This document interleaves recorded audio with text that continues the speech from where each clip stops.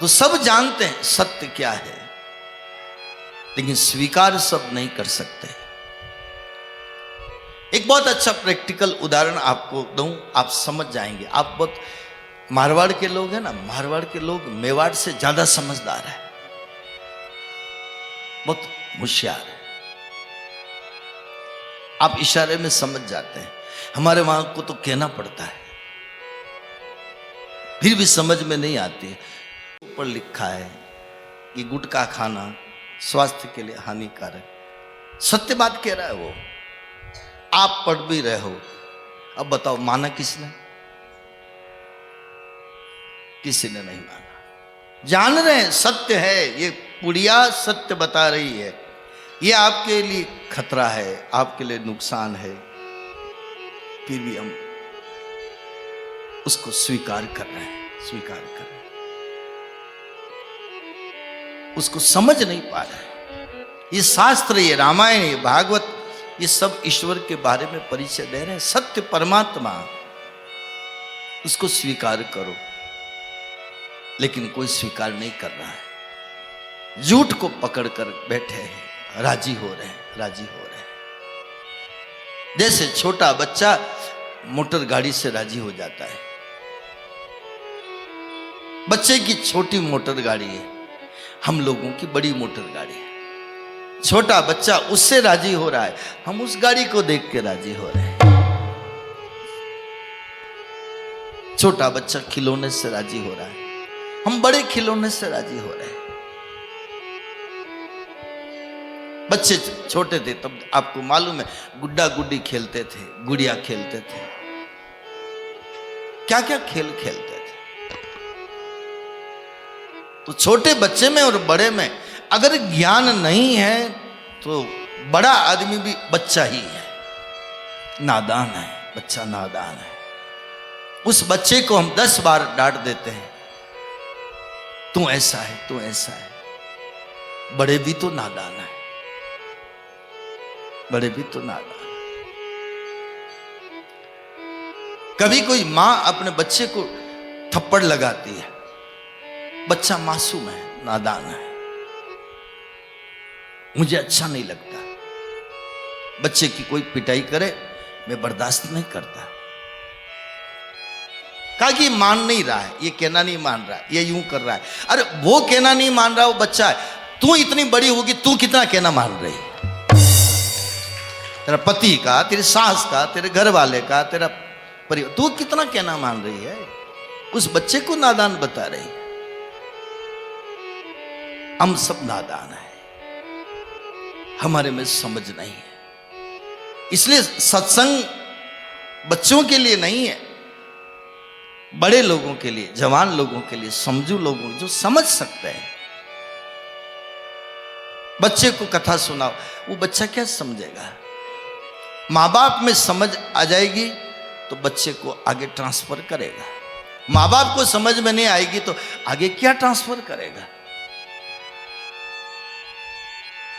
कई लोग तर्क कर लेते हैं कि बच्चों को भी हम लाए तो कहां दिक्कत है? अरे लाओ ना, मैं मना नहीं कर रहा हूं, लेकिन बच्चा कथा नहीं सुनेगा, उसका मन अभी इतना विकसित नहीं है। उसके अंदर तो मान लो कोई दूध पीता बच्चा है और आप उसको सब्जी पूड़ी खिलाओ, वो उसके काम की नहीं है। समय आएगा वो खाएगा।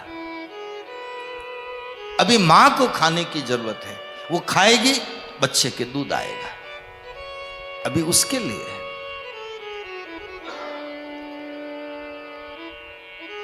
तो नादान बुद्धि, बालक बुद्धि, बच्चा बुद्धि हम सब में, कोई कोई 90 साल की उम्र में भी बच्चा बुद्धि होती है। जय हो। उनमें भी समझ नहीं होती है। मैंने ऐसे उदाहरण देखे इसलिए कह रहा हूं। व्यवहार में जीने का तरीका बड़े बूढ़ों को भी नहीं आया। उम्र भली हो गई, 4-4 बेटे हो गए, 4-4 बेटियां हो गई, जमाई हो गए, दोहिता हो गए, पोता पोती हो गए, सब हो गए, जीने का तरीका नहीं आया। जय हो। जीने का तरीका आवे तभी सार्थक है। बेटा बेटी ने पोता पोती, ये कोई बड़ी बात नहीं है। जानवरों के खूब हो रहे हैं। सही जिसमें ज्ञान पैदा हो जाए, विवेक पैदा हो जाए, समझ पैदा हो जाए, और जिसमें विवेक पैदा हो गया उसका मोह भंग हो गया। मोह का मतलब आसक्ति, पकड़। दीवार पर एक स्टिकर लगता है, एक बार लग गया फिर नहीं हटता है, लेकिन एक बार कैसे भी करके हटा दिया वापस बराबर नहीं चिपकता। हम सब स्टिकर की तरह चिपके हुए हैं। ये कथाएं, सत्संग हमको जो चिपके उसको हटा रही है, हटा रही है, हटा। चिपको मत, चिपको मत। अगर मान लो चिपक गए,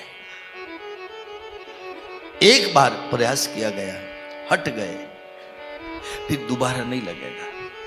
दूध में मक्खन है सब जानते हैं, लेकिन दूध को आप जमाओ, जमा कर दही बनाओ, फिर मंथन करो, फिर मक्खन निकालो। मक्खन किस में से निकला? उसी में से। लेकिन एक बार मक्खन बाहर निकल गया फिर खाटी छाछ में नहीं डूबता। जय हो, जय हो। निकला उसी में से, लेकिन दोबारा नहीं मिलता, इसलिए वो अलग आ जाता है, अलग निकल जाता है। तो रहना इसी परिवार में, रहना इसी समाज में, अपने आप को थोड़ा दूध की तरह, सारी दुनिया एक दूध की तरह एक अर्थ में मानो। हमें तो शास्त्रों में लिखा है, भागवत में जितने शास्त्र हैं वो सब दूध की तरह, और भागवत जो है वो मक्खन की तरह। भगवान कृष्ण को किसका भोग लगता है? मक्खन का। और मक्खन में क्या डालते हैं? मिश्री। अब केवल मक्खन खाओ तो फीका लगेगा, एक मिश्री मिला दो तो आप आराम से गले उतर जाएगा। मतलब क्या है? मुझे तो ये लगा है, कई बार कहते हैं हमारा मन मक्खन की तरह हो और हमारी बोली मिश्री की तरह हो। जय हो। ये भगवान स्वीकार करते हैं। आओ मेरे पास, ये डेयरी का मक्खन, बाहर का मक्खन आप जमा के लाओ। ये मक्खन तो एक संकेत है समझाने के लिए। आओ तुम मेरे पास, तुम्हारी बोली मधुर हो, तुम्हारा व्यवहार मधुर हो, हर चीज मधुरता, मधुरता, मधुरता। भगवान कृष्ण की बोली क्या है? भागवत में लिखा है, मधुरया गिरा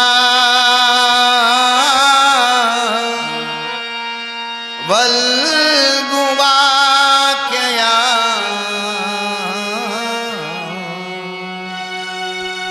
बुध मनोज्ञया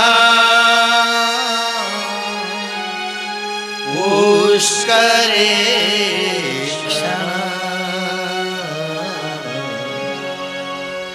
विधि करीरिमा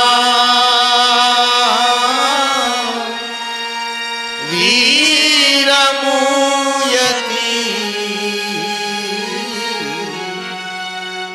रदर सीदुना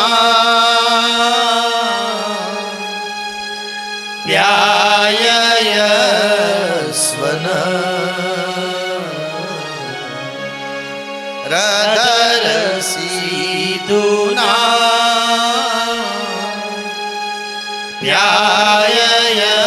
व्यायस्वन। ये भागवत का श्लोक है, 10वें स्कंद का, गोपी गीत का। तो हे गोविंद, आपकी बोली मधुर है, राम की बोली मधुर है। हमारी बोली क्या है? अपने ऊपर फिर देखो। भगवान हमारे जैसे रूप बना करके आए, जगदम्बा स्त्री जैसा रूप बना के आई, और इसलिए तो हम कहते हैं शिव और पार्वती, राम जानकी, राधे श्याम। पति पत्नी, माता पिता, स्त्री पुरुष,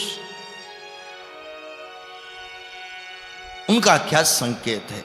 यही संकेत है, बोली मधुर हो। अगर बोली मधुर नहीं है, कांटे चुभती हुई है, तो आप याद रखना, आज कांटे बोते हैं, वापस रिटर्न में कांटे ही मिलते हैं। देर लगती है, देर लगती है।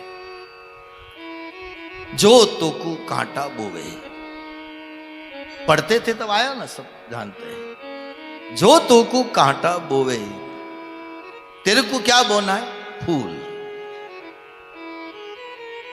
उसको तो तेरे को फूल मिलेंगे, उसको सूल मिलेगा। समय के साथ समय लगता है, हर चीज में समय लगता है। कई बार कथा में कहा, एक पिताजी घर में रहते थे, मां नहीं थी, पिताजी थे। थोड़ा घर में अस्त व्यस्त देखते हैं तो बड़े बूढ़ों को बर्दाश्त नहीं होता है, टोक देते हैं। कभी बहू को टोका, कभी उसको टोका, कभी उसको टोका। तो बहू ने शिकायत करी अपने पति से कि पिताजी आपके दिन भर खिचखिच करते रहते हैं घर में बैठे बैठे। इनको कहो कि अब अकेले हैं, निकल जाए घर से बाहर, राम राम करे, तीर्थों में घूमे, कहीं भी जाए। बहुत कहा पत्नी ने। बेटा बाजार में गया, 10 मीटर भगवा कपड़ा का वो थान लेके आया। अब भगवा कपड़ा कुर्ता बनाओ और पहन के निकलो। कपड़ा देखकर पिताजी ने बेटे की तरफ देखा और देख के कहा कि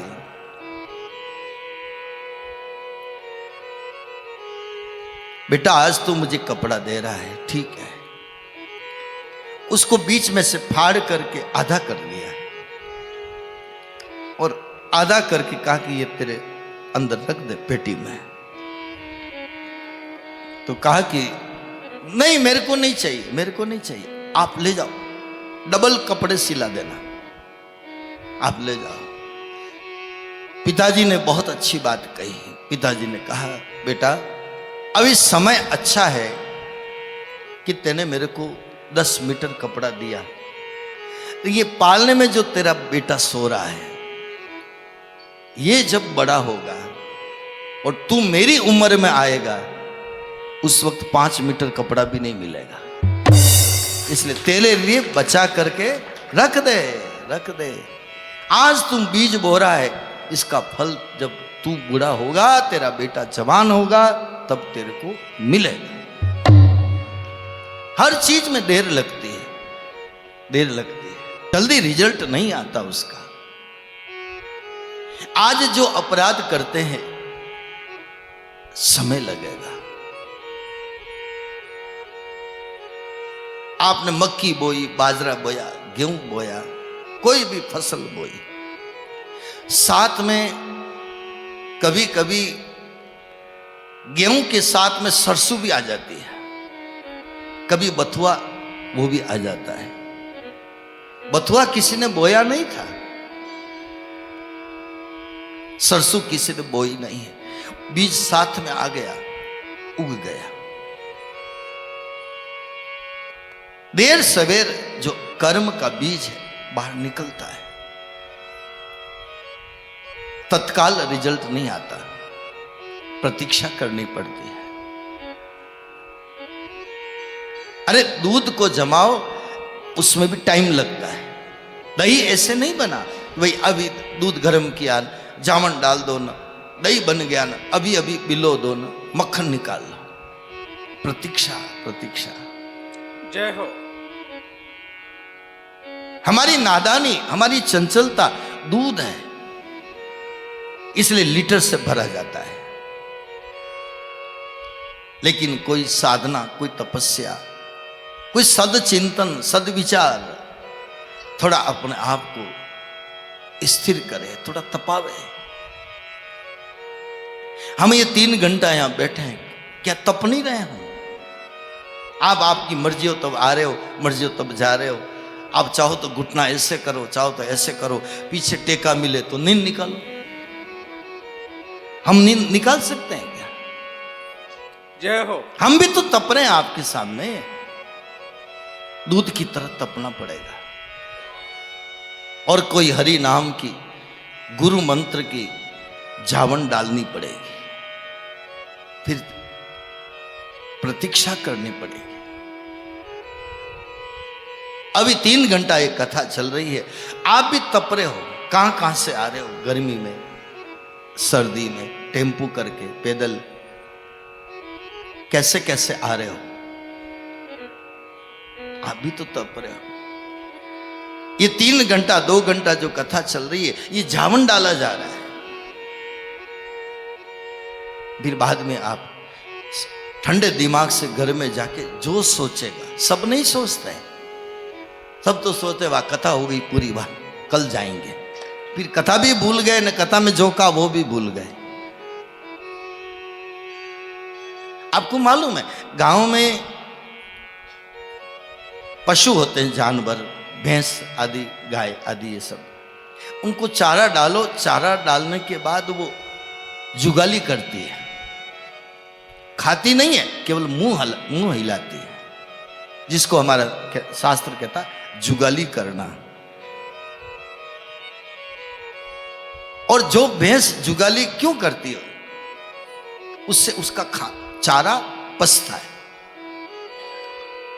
पचेगा तो दूध देगी, दूध देगी तो सबको मिलेगा। जो भैंस जुगाली नहीं करे, चारा नहीं खावे, इसका मतलब भैंस बीमार है। और भैंस बीमार है, चारा नहीं खा रही है, इसका मतलब डॉक्टर को दिखाओ, आज चारा क्यों नहीं खा रही है। पशु बीमार होता है तो चारा छोड़ता है, और हम बीमार होते तो डॉक्टर को पूछते क्या खाऊं, डॉक्टर क्या मुझे खा जा, खा खा के तो मर रहा है, मेरे पास में आया है तू, फिर पूछता मैं क्या खाऊं। हमसे तो पशु अच्छे, जानवर अच्छे। पशु बीमार होता है तो खाना छोड़ देता है। हमारे में वो समझ नहीं, हम जुगाली नहीं करते, जुगाली कोई नहीं करता है, कोई नहीं करता है। और जो जुगाली करेगा उसका मक्खन निकलने की तैयारी है, उसका दही जमने की तैयारी है। और मक्खन को गर्म करो तो घी बनेगा, और घी बनने का अर्थ है कि उसके कोई ज्ञान का दीपक जलेगा। जय हो गुरुदेव। दूध से दीपक नहीं जलता, दही से दीपक नहीं जलता, मक्खन से दीपक नहीं जलता, दीपक जलता है घी से। और घी कहां से आया, उसी में से। ये सब घर घर का दृष्टांत है, सब शास्त्रीय बातें हैं, शास्त्रों में यही तो बातें आई है ज्यादातर। एक गुजरात के संत ने गाया, जियो रे कबीरा भजन धून लागी, जियो रे कबीरा भजन धून लागी, जियो रे कबीरा भजन धून लागी, जियो रे कबीरा भजन गुण लागी। समझ में आ रहा है? सब गाओ। जियो रे कबीरा भजन धून लागी, जियो रे कबीरा भजन गुण लागी, भजन धून लागी, हरि ने माया त्यागी, भजन गुण लागी, हरि ने माया त्यागी, जियो रे कबीरा भजन धून लागी, जियो रे भजन धुन लागी। भजन धुन लागी तो हरि की माया त्यागी। जय हो। मैं गया मेरा गया, मैं और मेरा नहीं, अब तू और तेरा परिवर्तन हो गया। सारा संसार कह रहा मेरा, मैं मेरा, मैं मेरा, लेकिन भक्त कहता है तू तेरा।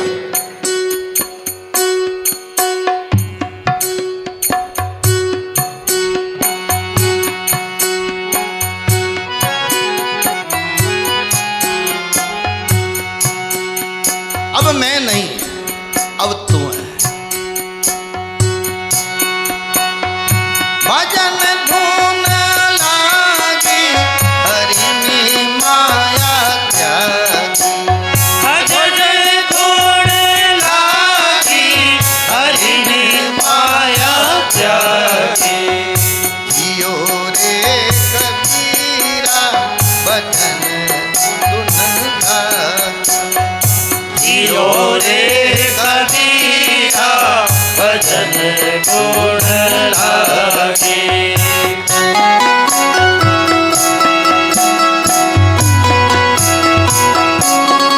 जय हो।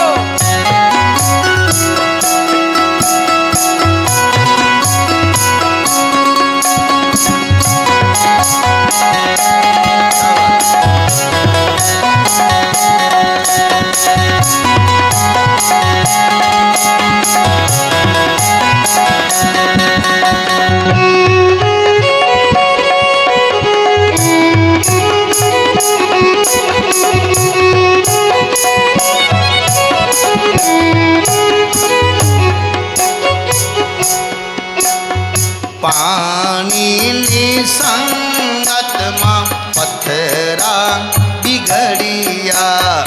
पानी संगत मां पत्थरा बिगड़िया। पत्थर बहुत अच्छा था, लेकिन पानी का संग मिला तो पत्थर बिगड़ गया। दुनिया वालों ने कहा यह बिगड़ गया, पत्थर खराब हो गया, लेकिन समुद्र में पत्थर गिरता है तो खराब नहीं होता। पत्थर का क्या बनता है? पानी ने संगत मां पत्थरा बिगड़िया। पानी संगत मां पत्थरा बिगड़िया। पत्थरा बिगड़िया तो मोती निभड़िया।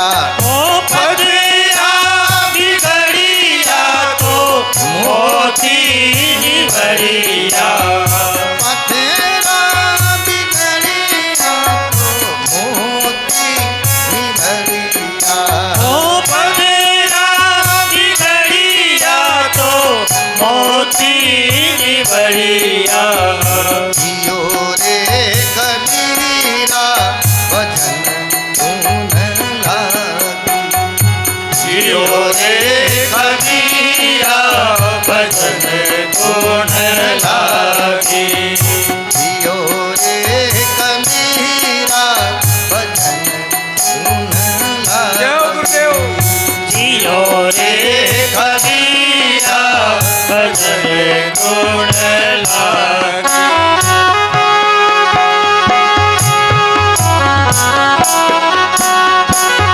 जय हो।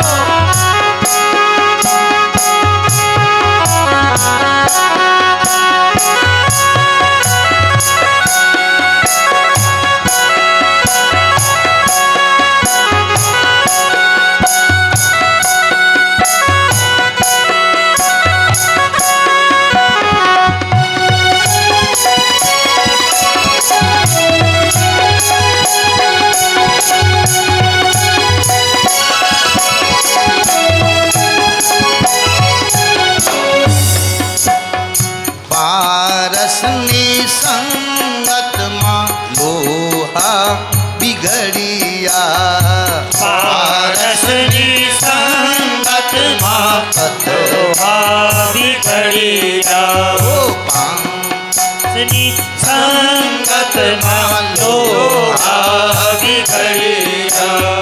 पारसनी संगत मां लोहा बिगड़िया लोहा बिगड़िया तो कंचन निभड़िया ओ लोहा बिगड़िया तो कंचन निभड़िया लोहा बिगड़िया तो सोना निभड़िया लोहा बिगड़िया तो सोना निभड़िया जियो रे कबीरा भजन धुन जय हो। जियो रे कबीरा भजन गुण लागे हमारे शास्त्रों में कहा है सदगुरु संत कौन है? पारस पत्थर लोहे का संग होता है, सोना बना देते हैं। पारस और संत में बड़ो आंतरो जान, एक लोहा कंचन करे वो करे आप समान। जय हो। ये संतों का कहना है। पारस पत्थर लोहे को सोना बनाता है, लेकिन कोई सदगुरु कोई संत अपने जैसा बना देता है। जय हो गुरुदेव। यह है परिवर्तन। लोहा बिगड़िया तो सुंकन निभड़िया लोहा बिगड़िया तो कंचन निभड़िया जियो रे कबीरा भजन धुन लागे।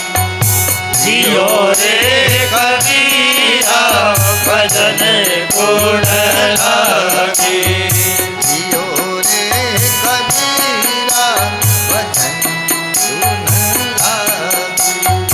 जियो रे कबीरा भजन गुण लागे अब जवाब। दूध निसंगत छाछ निसंगत मां दूध बिगड़िया छाछ छाछरी संगत माँ दूध बिगड़िया जामन किसका डाला? खाटी छाछ का। छाछ निसंगत मां दूध बिगड़िया छाछरी संगत माँ दूध बिगड़िया दूध बिगड़िया तो माखन निभड़िया ओ दूध बिगड़िया तो माखन निभड़िया दूध बिगड़िया तो माखन निभड़िया दूध बिगड़िया तो माखन निभड़िया जियो रे कबीरा भजन धुन लागे।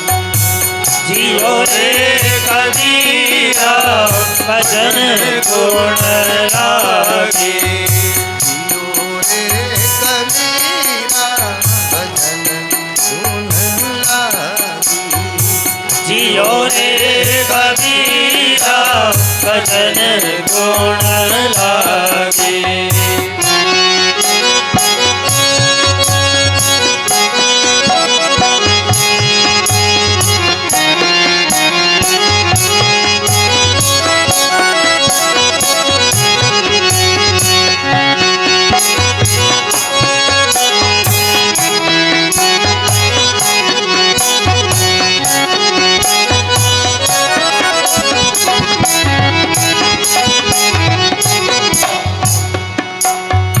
गुरु जी ने संगत माँ कबीरा बिगड़िया गुरु जी ने संगत माँ कबीरा बिगड़िया गुरु जी ने संगत माँ कबीरा बिगड़िया गुरु जी ने संगत माँ कबीरा बिगड़िया जो कथा में जाते हैं, सत्संग में जाते हैं, भजन की जिनको लगन लगी है तो घर वाले परिवार वाले सब बोलेंगे बिगड़ गया बिगड़ गया बिगड़ गया। जय हो लेकिन उनको मालूम नहीं, सबको लगता है बिगड़ गए बिगड़ गए, लेकिन एक चीज पैदा हुई है, एक चीज प्रकट हुई। क्या?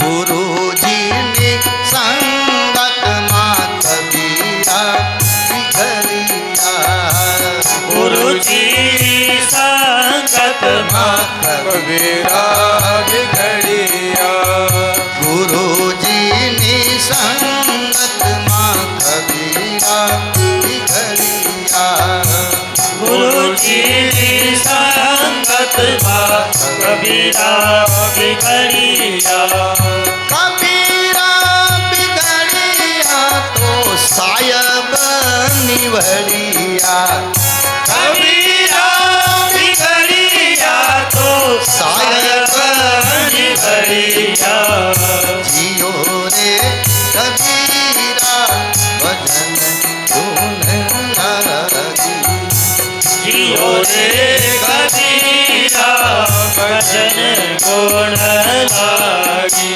सायब का मतलब सत्य, परमात्मा। सत्संग में परमात्मा प्रकट होता है। जय हो लोग कहते हैं बिगड़ गए, लोग कहे मीरा भई बावरी, सांस कहे कुल नासी रे, पग घुंघरू बांध मीरा नाची रे, सायब प्रकट हुआ, सायब प्रकट हुआ।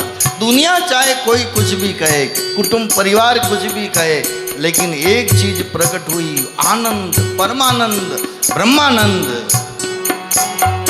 कबीरा बिगड़िया तो सायब निवड़िया, कबीरा बिगड़िया तो सायब निवड़िया, जियो रे कबीरा भजन धुन लागी, जियो रे कबीरा भजन गुण लागी, भजन धुन लागी, हरि नि माया त्यागी, भजन गुण लागी, हरि माया त्यागी, जियो रे कबीरा भजन धुन लागी, जियो रे कबीरा भजन गुण लागी,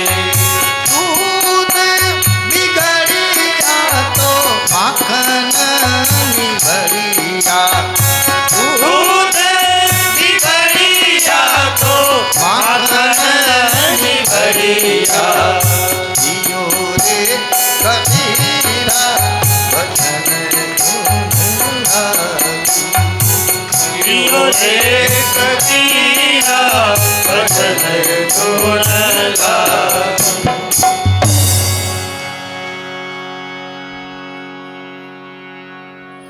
तो छाछनी संगत मां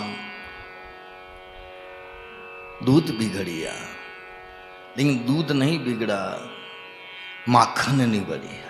जय हो जय हो मक्खन मक्खन, और मक्खन को गर्म करो तो घी, और घी बन गया तो दीपक जल गया। कोई कहे कि ज्ञान बहुत सहज है, बहुत सरल है, मैं नहीं मानता, इतना सहज नहीं है, बहुत यात्रा है, यात्रा है। जैसे दूध की और घी की जो यात्रा है, घी यानी परमात्मा, ये यात्रा है, ये भी तपना पड़ेगा, आंच लगेगी। ठंडे दूध का दही नहीं जमता, प्रैक्टिकल करके देख लो आप। फ्रिज में से दूध निकालो और आप कहो कि इसमें जामन डाल दूं, आपका दूध फट जाएगा। तपना पड़ेगा, तपना पड़ेगा। मीराबाई कोई कम नहीं तपी है, तुकाराम कोई कम नहीं तपे। माझा विठला, माझा विठला। उनकी पत्नी जीजाबाई के बारे में मैंने तो पढ़ा है, कल्याण में भी लेख आया था। पत्नी बहुत तेज स्वभाव की थी।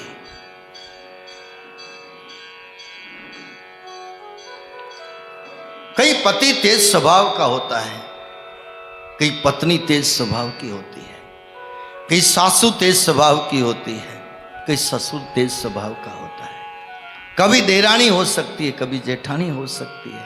हमारे कुटुंब परिवार में सब देखते हैं, सब जानते हैं। तो तुकाराम जी के कौन था? पत्नी तेज स्वभाव की थी, नाम था जीजाबाई। एक बार तुकाराम जी भजन कर रहे थे, उधर से पत्नी आई और मंडली के साथ मंडली को विदा करने जा रहे थे। आई थी सत्संग मंडली, सत्संग किया, विदा करने जा रहे थे। उधर से पानी लेके आ रही थी। फिर इन बाबा जी के साथ चले, फिर इनके साथ चले, खूब बोली, खूब बोली। तुकाराम जी ने कोई जवाब नहीं दिया। जो पानी का जो घड़ा था ना, वो माथे फोड़ दिया, पति के माथे फोड़ दिया। पति तुकाराम जी पूरे भीग गए। तो साथ वाले लोगों ने कहा, उन संतों ने, मंडली ने कहा, आप तो इतने परम भक्त हो और आपकी पत्नी इस तरह से मटका फोड़ा। पहले तो चिल्लाई, फिर मटका फोड़ा। तुकाराम जी ने क्या कहा उनको? बादल पहले गरजते हैं, जय हो, फिर जय हो बरसते हैं। मेरी पत्नी बादल की तरह है, पहले खूब गरजी और फिर मटका फोड़ा तो बरस गई। मेहरबानी करके आपको ये प्रैक्टिकल मत करना, ये तुकाराम जी की बात है। फिर भी कहते हैं, बाजा विठला तेरी कितनी कृपा, कितनी कृपा। मैं तो फिर आपको सबको, देखो भी मेरा तो ये निवेदन है, भगवान का दिया हुआ कोई अनुकूल मिल जाए तो ठीक है, और अनुकूल नहीं मिले तो भगवान की कृपा समझना कि उनके प्रति आसक्ति, ममता, मोह सब खत्म हो गया। जय हो गुरुदेव। सब खत्म हो गया। तुकाराम जी से पूछा ना, आपकी पत्नी इतनी तेज स्वभाव की, खूब आपको लड़ती है, ऐसा? तो कहा कि ये ऐसा ना बोलती ना, तभी उसके प्रति मेरी ममता नहीं है। नहीं तो पत्नी के पीछे दीवाने हो जाते लोग, मेरी पत्नी, मेरी पत्नी, मेरी पत्नी। लेकिन ये ज्यादा दिन नहीं, 10-15 साल, और 50 साल के बाद तो फिर तो क्या पूछना। ये 50 साल की उम्र वाले जितने भी बैठे ना, बोलना मत, मन मन में समझ लेना। जय हो, जय हो।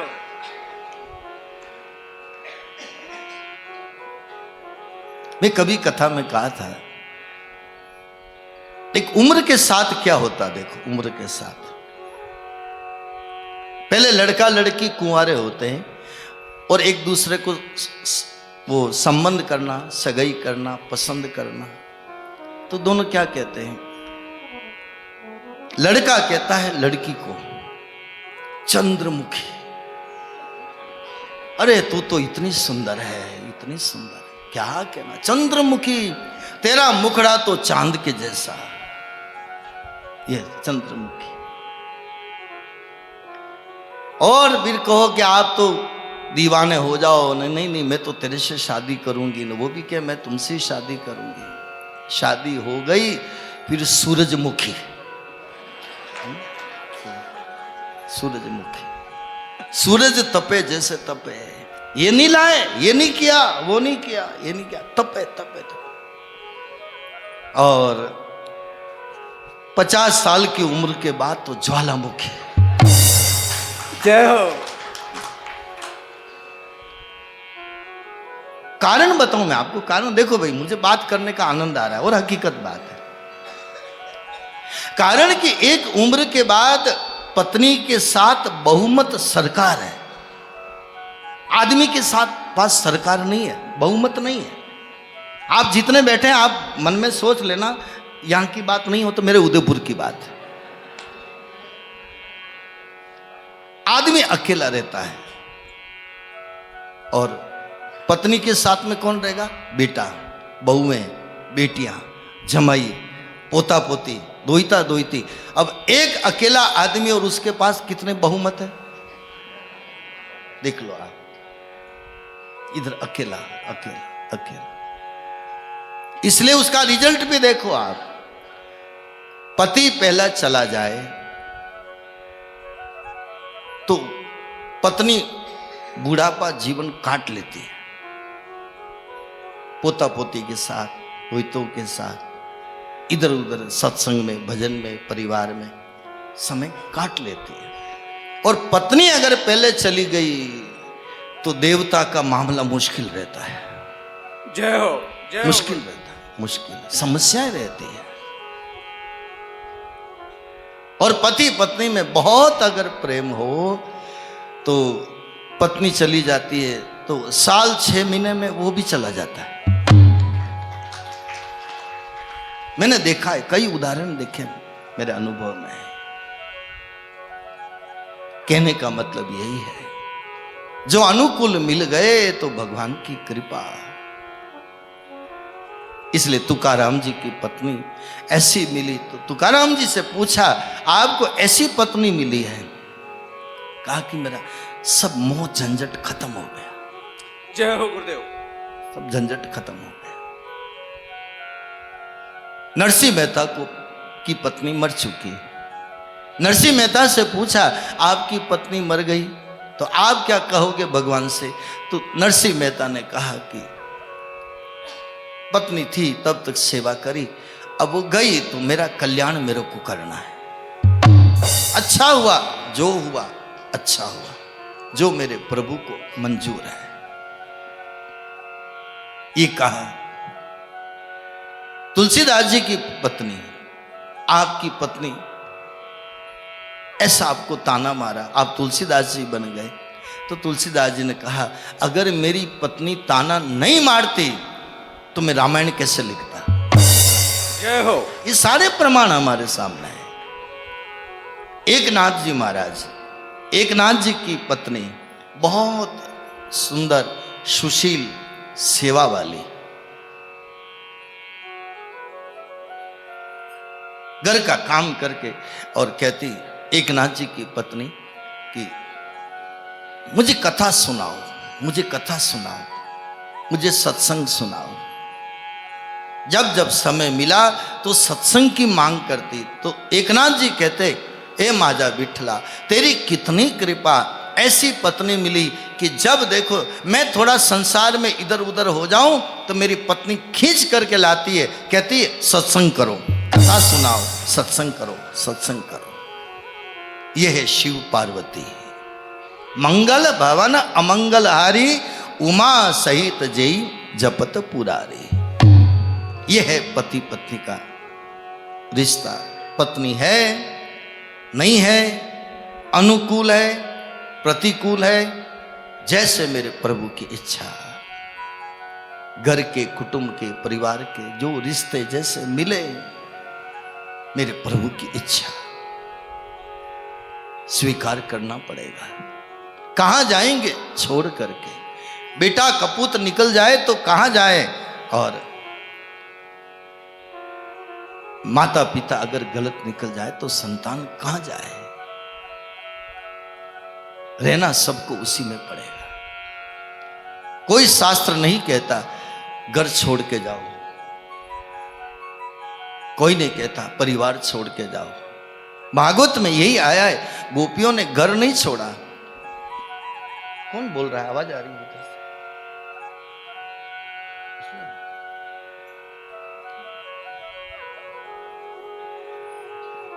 गोपियों ने परिवार नहीं छोड़ा, सास ससुर को नहीं छोड़ा, पति को नहीं छोड़ा, बच्चों को नहीं छोड़ा, गायों को नहीं छोड़ा, बछड़ों को नहीं छोड़ा। उसी घर में रह करके और अपना जो चित्त था कृष्ण में लगाया। इसलिए आप देखो, भगवान कृष्ण की जब बांसुरी बजी और उस बांसुरी में घर में तो ससुर जी भी थे, सास भी थी, बच्चे भी थे, पति भी थे। बांसुरी की आवाज किसको आई? गोपी को। चाहते तो और भी सुन सकते थे, लेकिन गोपी को आई और उसी वक्त गोपी मन में लगा, मेरे कृष्ण मेरे को बुला रहे हैं, मेरे कृष्ण मेरे को बुला रहे हैं। रास लीला क्या है भागवत में? जीव और ईश्वर की मिलन की कथा है रास लीला। ऐसे कथाकार लोग, विद्वान लोग, संत लोग अपने अपने ढंग से व्याख्या करते हैं, लेकिन मैं ज्यादा तत्व ज्ञान की बड़ी ऊंची बात मैं आपके सामने नहीं कर रहा हूं कि हमारे सब सीधे साधे भोले भाले लोग हैं। मैं ऊंची ऊंची बात करूंगा, आपकी समझ में नहीं आए, बिल्कुल सरल करके। मां बच्चे को जब रोटी खिलाती है तो आप देखना, दाल में या उसमें उसको बिल्कुल छोटा निवाला करके, दाल में बिल्कुल मसाला करके, बारीक करके, फिर थोड़ा सा कवा निवाला उसके मुंह में देती है। पति आधी रोटी का एक निवाला करके खाएगा, बच्चे को नहीं खिलाया जाता, उसको बिल्कुल मसल करके, उसको चबाने में, खाने में दिक्कत नहीं आए। मां है ना, इसलिए ऐसे खिलाती है। व्यास गद्दी भी एक मां की तरह है, आपको बिल्कुल बारीक बारीक मसल मसल के ऐसा करके खिला रहे हैं, आपके गले उतरे। जय हो। आप तो उतरो, वो मुंह खोलो। बच्चा जब मुंह बंद कर देगा तो मां कहां से खिलाएगी? इसलिए कथा में कहते हैं मुंह खोलो गाओ, मुंह खोलो गाओ। अब कोई कोई तो बत्ती सी बंद करके बैठे तो फिर कहां से खिलाएंगे? हम तो आपको खिलाने के लिए ही तो आए हैं। जिम जिम सामो पुरुषोड़ो है थाल, सामो पुरुषोड़ो है थाल, सामो पुरुषोड़ो है थाल, सामो पुरुषोड़ो है थाल, छोड़े जीमो माला माल, छोड़े जीवो माला माल, छोड़े जीमो माला माल, छोड़े जीवो माला माल, काटो चोरा सीरा जाल, थारो काई बिगड़े, काटो चोरा सीरा जाल, थारो काई बिगड़े, काटो चोरा सीरा जाल, थारो काई बिगड़े, काटो चोरा सीरा जाल, थारो काई बिगड़े। मोको राम जी मिलायो, मोको राम जी ने लायो, मोको राम जी मिलायो, मोको राम जी ने लायो, दुर्लभ मन का देही पायो, दुर्लभ मन का देही पायो, जीवड़ा सत्संगत में चाल, हर खाई बिगड़े। जय हो। जीवड़ा सत्संगत में चाल, हर खाई बिगड़े।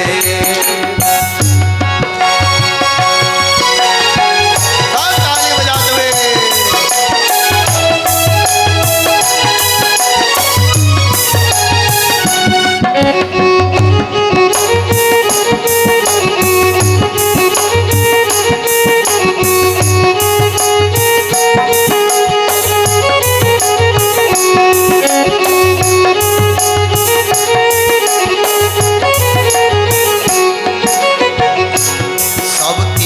सेवा उपकार, सबकी कर सेवा उपकार, सबकी कर सेवा उपकार, सबकी कर सेवा उपकार, मुख से हरि को नाम उचार, मुख से हरि को नाम उचार, मुख से हरि को नाम उचार, मुख से हरि को नाम उचार, हर हो जावे बेड़ा पार, हर खाए बिगड़े, हर हो जावे बेड़ा पार, हर पाई बिगड़े। मोको राम जी मिलायो, मोको राम जी मिलायो, मोको राम जी मिलायो, मोको राम जी मिलायो, दुर्लभ मन का देही पायो, दुर्लभ मन का देही पायो, जीवड़ा सत्संगत में चाल, हर खाए बिगड़े। जीवड़ा सत्संगत में चाल हर पाई बिगड़े मनवा सत्संगत में चाल हर पाई बिगड़े मनवा सत्संगत में चाल हर पाई बिगड़े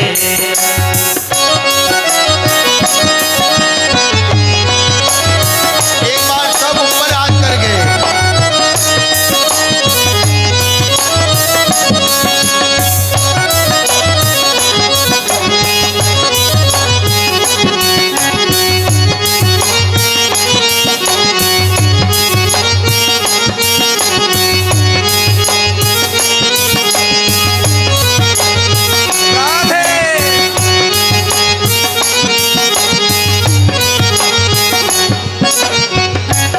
गाय दूधा वाली त्यार गाय दूधा वाली चार गाय दूधा वाली त्यार गाय दूधा वाली चार झर झर बेबे दूधा धार झर झर देवे दूधा धार झर झर बेबे दूधा धार झर झर देवे दूधा धार हो जा पीवन ने तैयार हर खाए बिगड़े हो जा पीवन ने तैयार हर पाए बिगड़े काए बिगड़े रे थारो काए बिगड़े ओ पाए बिगड़े रे थारो पाए बिगड़े मोको राम जी मिलायो मोको राम जी मिलायो मोको राम जी मिलायो मोको राम जी मिलायो दुर्लभ मन का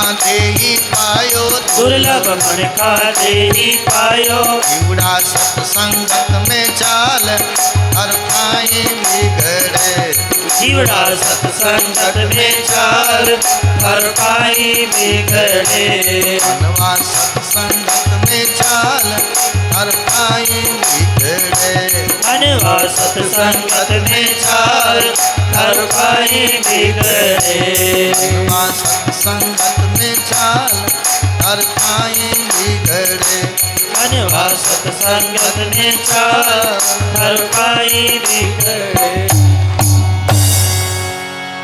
तो सामो पुरुषोड़ो है थाल सामो पुरुषोड़ो है थाल चोड़े जीमो माला माल चोड़े जीमो माला माल काटो चोरा सीरा जाल थारो काई बिगड़े काटो चोरा सीरा जाल थारो काई बिगड़े।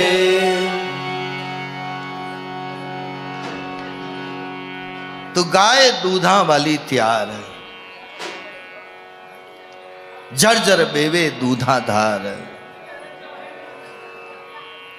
हो जा पीवण ने तैयार थारो कहीं बिगड़े।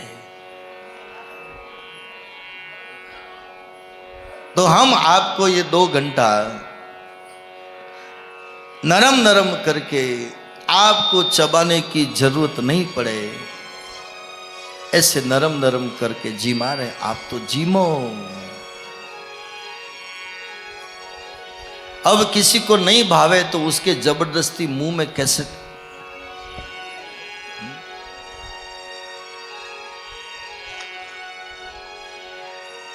तो कभी कभी हम आपको कोई बात के लिए आग्रह करते हैं, प्रेशर देकर कहते हैं नहीं ताली बजाओ, नहीं गाओ। कभी कभी हमारी इतनी यात्रा में एक जगह कहीं कथा कर रहे थे तो कहते हैं महाराज सब कोई गावे नहीं गावे तो आप तो कथा बांचो। हमको भी ज्ञानी लोग बहुत मिलते हैं। जय हो गुरुदेव।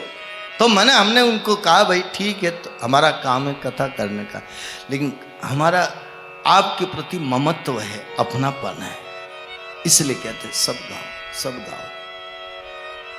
आपको मालूम है कभी कोई दवा किसी पशु को, किसी बच्चे को, आप देखना कभी कभी बच्चा दवाई नहीं ले तो उसका मुंह पकड़ के जबरदस्ती देनी पड़ती है, और कभी कभी बच्चा आसानी से दवा ले लेता है। आप भाव से प्रेम से कीर्तन कर लो, गाओ, तो यह समझना कि बच्चा आसानी से दवा ले रहा है।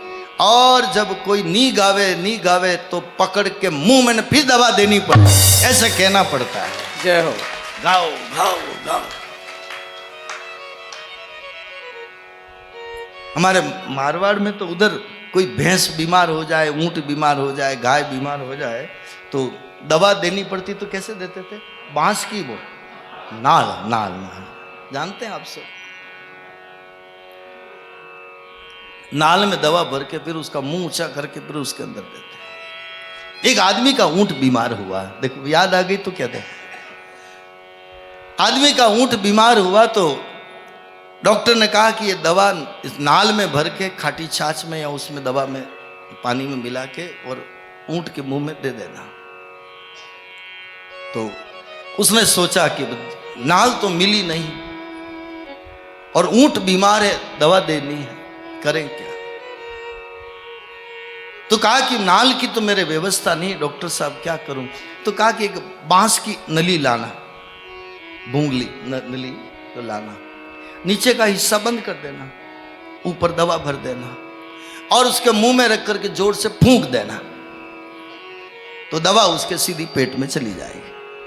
उसने कहा ठीक है। बांस की उस नली में दवा भर के नीचे हाथ लगा के उसके मुंह में रखी और वो रेबारी, वो राई का जो था वो ऊंट वाला, जोर से फूंक मारे, उसके पहले ऊंट ने फूंक मार दी। जय हो। जो दवा ऊंट के पेट में जानी थी वो राइका के पेट में आ गई, उल्टी रिटर्न आ गई, उल्टी रिटर्न आ गई। ऊंट तो ठीक नहीं हुआ लेकिन राइका बीमार हो गया, ऊंट की दवा उसके पेट में आ गई। ये दुनिया आपको ठुकरावे, रिजेक्ट करे, उसके पहले आप फूंक मार दो।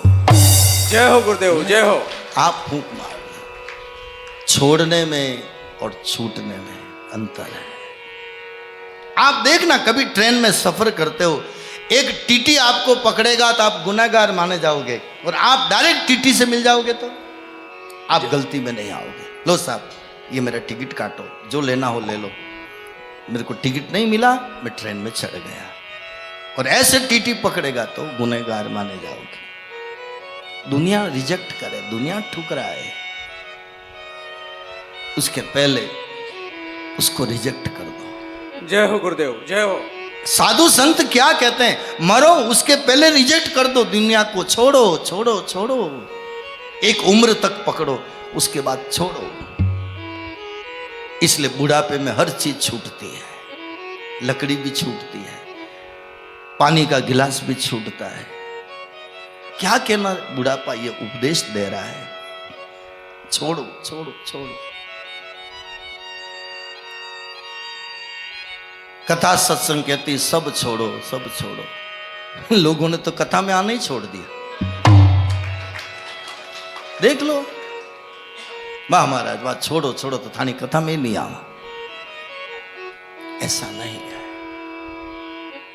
मेरा आपसे ये कहना है, भगवान बुला रहे हैं, तीव्र उत्कंठा जिसकी है, न सास की कानों में आवाज आई है बांसुरी की, न ससुर की आई है, न पति की आई है। जो गोपी तीव्र उत्कंठा परमात्मा के लिए जिसकी है, उसके कानों में आवाज आई है, अरे ठाकुर बुला रहे हैं, ठाकुर बुला रहे हैं। और ठाकुर से मिलने जा रही तो सब श्रृंगार करके जा रही है रास मंडल में। रास मंडल में रास का मतलब ये जो रस से परिपूर्ण है, ये भगवान की लीला, रास लीला, जीव और ईश्वर के मिलन की लीला, कथा रास लीला।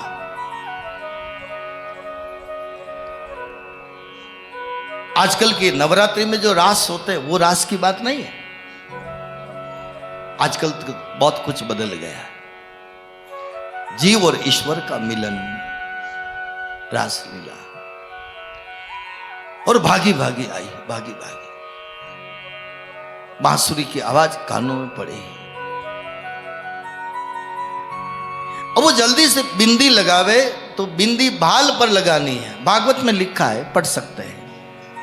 वो बिंदी गाल पर लगा रही है। जय हो जय हो। एक आंख में काजल लगाया, दूसरे में काजल ही नहीं लगाया। सब कुछ भूल गई, क्योंकि लगन हरि की तरफ लगी है। जिसकी तीव्र लगन होती है भगवान की तरफ, तो क्या खाना, क्या पीना, क्या पहनना, क्या ओढ़ना, छोड़ना नहीं पड़ता, अपने आप छूट जाता है। एक बात मैं आप सभी से कहूं, निवेदन, आप इतने बैठे हैं,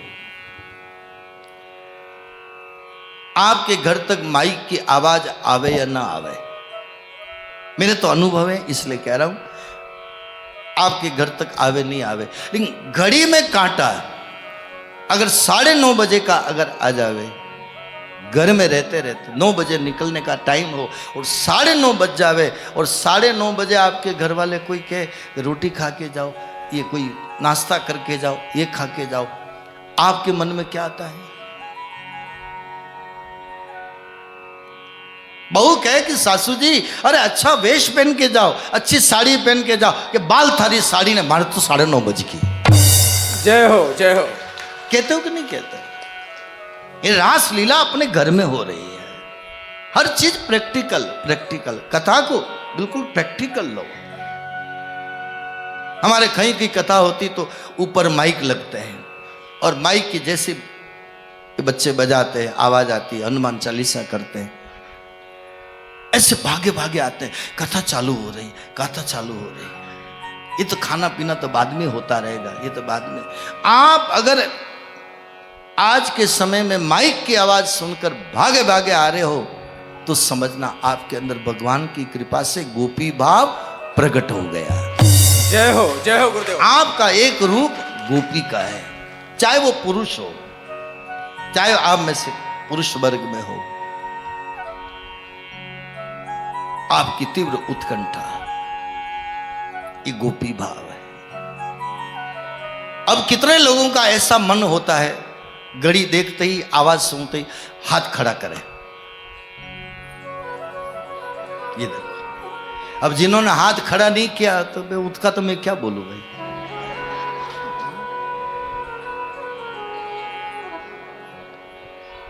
ये प्रैक्टिकल बात है, आपके सामने है।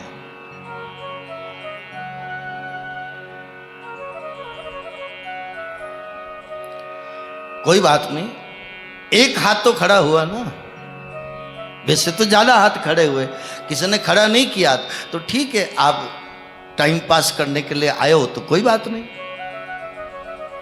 आप नजारा देखने आए हो तो कोई बात नहीं।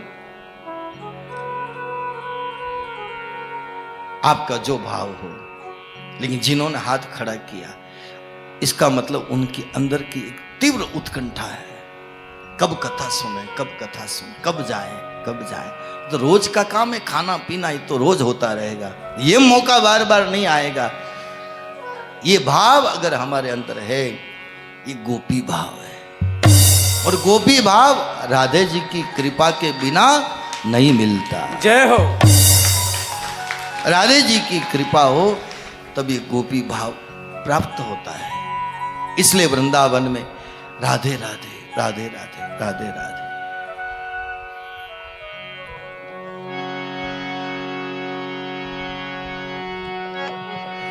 मोहन तेरी बंसी पागल कर जाती है, मोहन तेरी बंसी पागल कर जाती है। ये मोहन तेरी बंसी पागल कर जाती है। मोहन तेरी बंसी पागल कर जाती है, पागल कर जाती है, पागल कर जाती है। जय हो। पागल कर जाती है, पागल कर जाती है। ओ हम तेरी बंसी पागल कर जाती है। ओ हर तेरी बंसी पागल कर जाती है। ओ हम तेरी बंसी पागल बंसी पागल कर जाती है।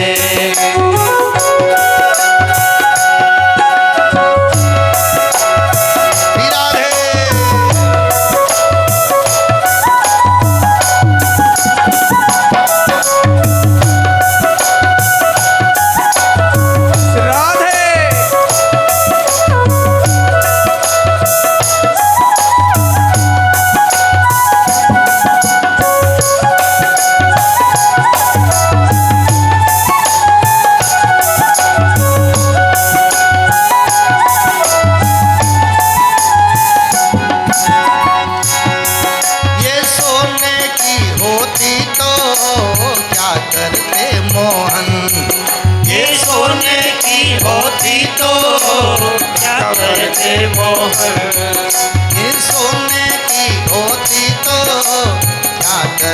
मोहन। ये सोने की होती तो क्या करते मोहन। ये बांस की होकर दुनिया को सताती है। ये बांस की होकर दुनिया को सताती है। ये बांस की होकर दुनिया को सताती है। ये बांस की होकर दुनिया को सताती है। वो तेरी बंसी पागल कर जाती है। मोहन तेरी बंसी पागल कर जाती है।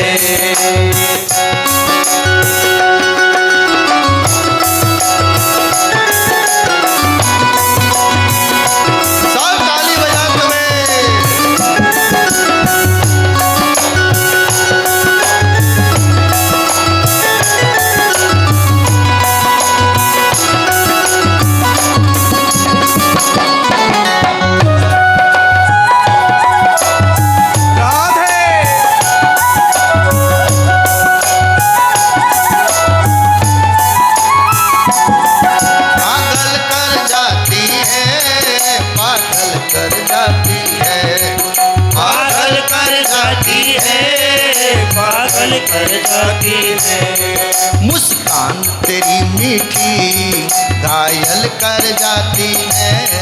मुस्कान तेरी मीठी घायल कर जाती है। मुस्कान तेरी मीठी घायल कर जाती है। मेरे कन्हैया मुस्कान तेरी मीठी घायल कर जाती है। वो तेरी बंसी पागल कर जाती है। मोहन तेरी बंसी पागल कर जाती है।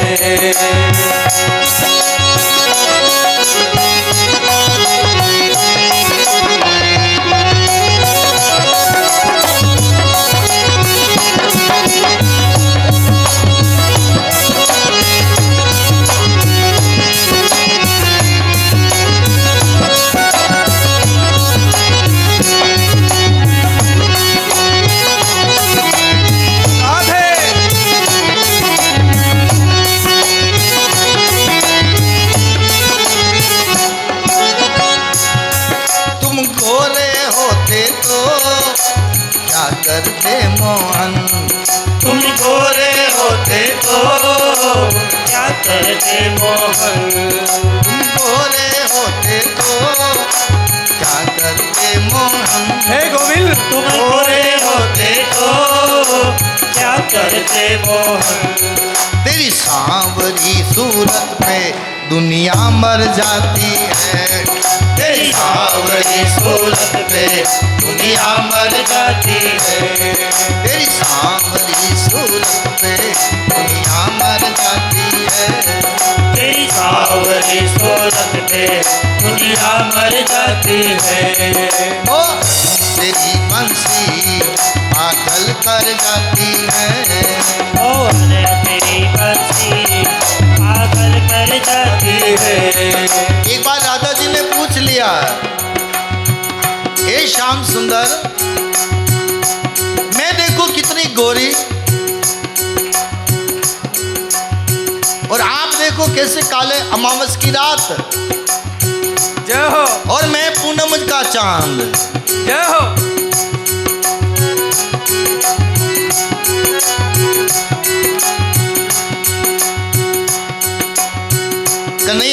राधे, अब तुमको ऐसा लगता है तो ठीक है। अरे देखो तो सही, आप अपना कांच में मुंह देखो। बहुत कहा राधे जी ने, तो कन्हैया ने जवाब दिया, देखो राधे, मैं थोड़ा ऐसा रहा ना, सांवला, गोरा नहीं हुआ, अच्छा हुआ। क्या अच्छा हुआ? अगर मैं गोरा हो जाता तो तुम्हारे पत्ते साफ हो जाते। जय हो। जरा इतना बता दे कान्हा, तेरा रंग काला क्यों? जरा इतना बता दे कान्हा, तेरा रंग काला क्यों? जरा इतना बता दे कान्हा, तेरा रंग काला क्यों? जरा इतना बता दे कान्हा, तेरा रंग काला क्यों? पर काला तो काला है, जग से निराला क्यों? काला तो काला है, जग से निराला क्यों? जरा इतना बता दे कान्हा, तेरा रंग काला क्यों? जरा इतना बता दे कान्हा, तेरा रंग काला क्यों?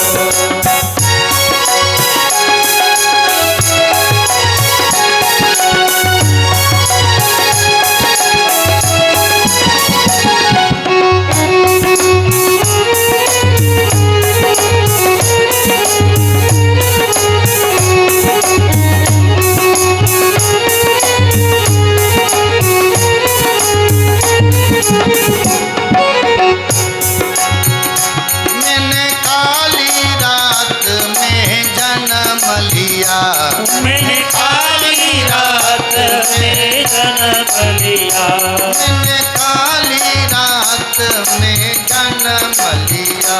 मैंने काली रात में जन्म लिया।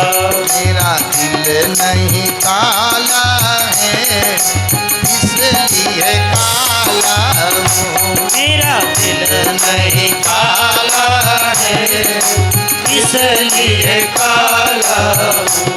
मेरा कितना बता दे कान्हा, तेरा रंग काला क्यों? जरा इतना बता दे कान्हा, तेरा रंग काला क्यों? वो तेरा रंग काला क्यों? ओ तेरा रंग काला क्यों? तेरा रंग काला क्यों? ओ तेरा रंग काला। जय जय श्री राधे श्याम। सबके मुंह से आवाज नहीं आएगी तो नीचे गेट पे ताला लगा दिया जाएगा। जय हो। जय जय श्री राधे श्याम। जय जय श्री राधे। बोलो रे बेलिया अमृत वाणी, हर हर महादेव। बोलो रे बेलिया अमृत वाणी, हर हर महादेव।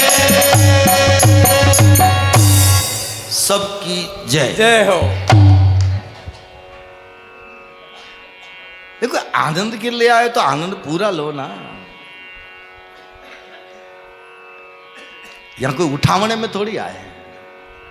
भाई उठावने में जावे तो गंभीर होकर रहना जरूर, वहां ऐसा नहीं। लेकिन ये तो सत्संग है। जय हो। सत्संग में मायूसी नहीं होनी चाहिए। मैंने पहले दिन भी कहा ना, कथा में आने के बाद अगर मन प्रसन्न नहीं हो तो समझना कथा में गए ही नहीं। जय हो। मन प्रसाद भगवत गीता कह रही है, मन प्रसाद, मन प्रसन्न हो जाए। प्रसाद का मतलब प्रसन्नता, टेंशन दूर हो जाए। चिंता दूर हो जाए।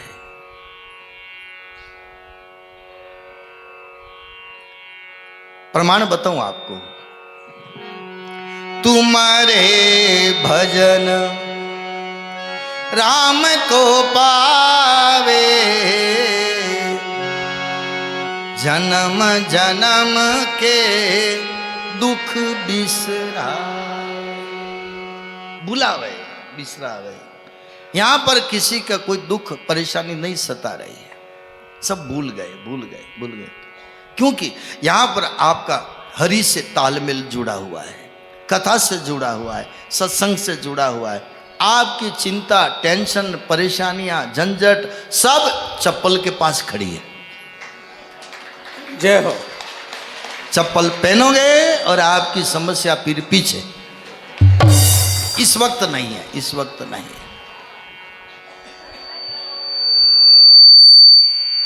तो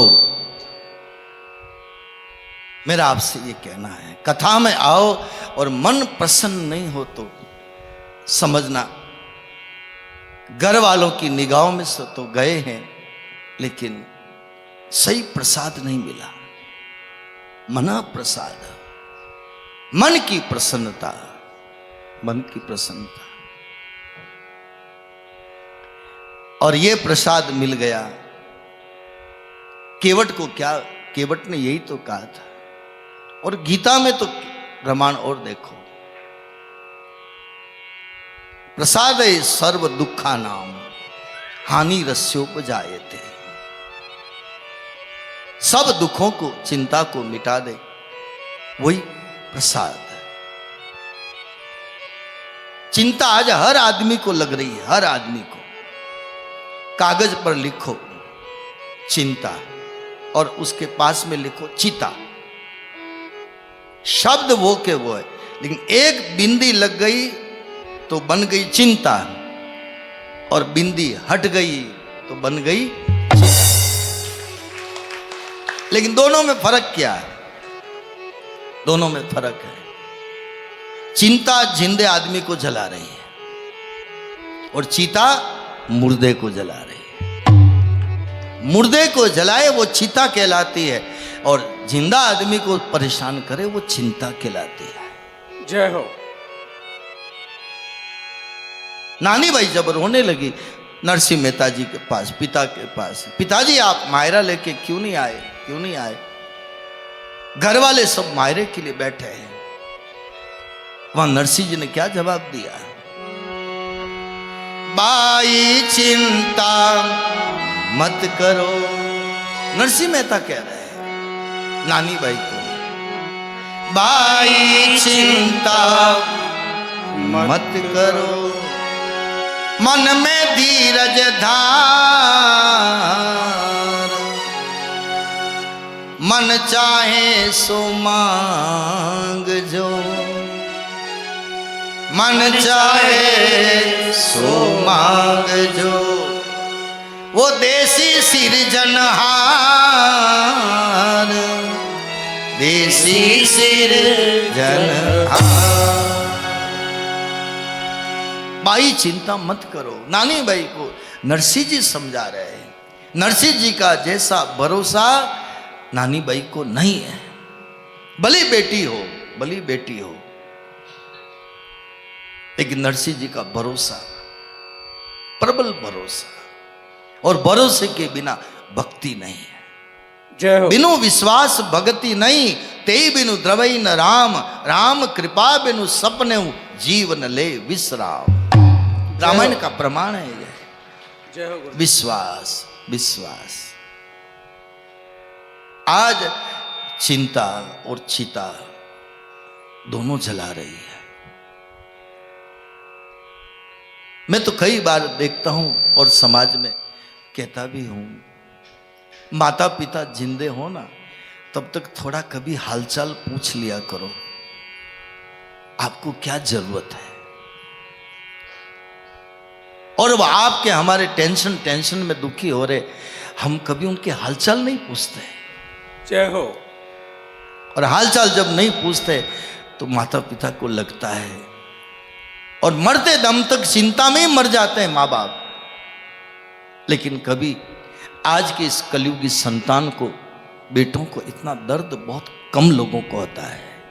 नहीं होता मैं नहीं कहता, कम होता है।